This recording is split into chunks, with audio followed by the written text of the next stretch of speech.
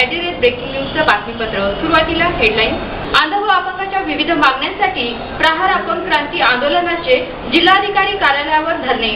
समाजातील अंध व अपंगाच्या न्याय हक्काकडे शासनाने अनेक वेळा दुर्लक्ष केले आहे। अशा उपेक्षित घटकांना न्याय मिळवून देण्यासाठी व राज्य शासनाने या बाबीकडे लक्ष वेधण्यासाठी प्रहार अपंग क्रांती आंदोलन नांदेडच्या वतीने आज सकाळी 11:30 वाजता डॉक्टर बाबासाहेब आंबेडकर पुतळ्यापासून अपंगाच्या विविध मागण्यांसाठी जिल्हाधिकारी कार्यालयावर मोर्चा काढण्यात आला। समाजातील अंध व अपंगाच्या न्याय हक्काकडे शासनाने अनेक वेळा दुर्लक्ष केले आहे।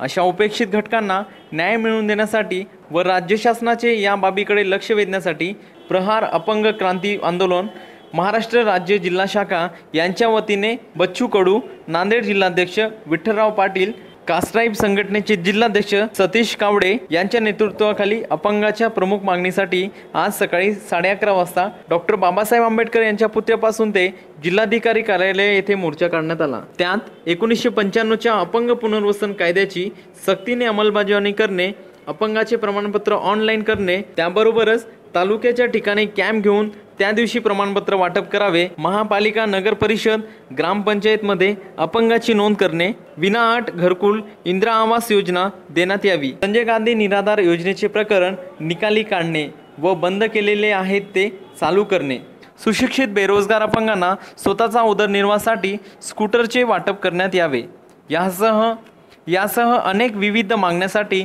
जिल्हाधिकारी कार्यालयासमोर धरणे आंदोलन करण्यात आले।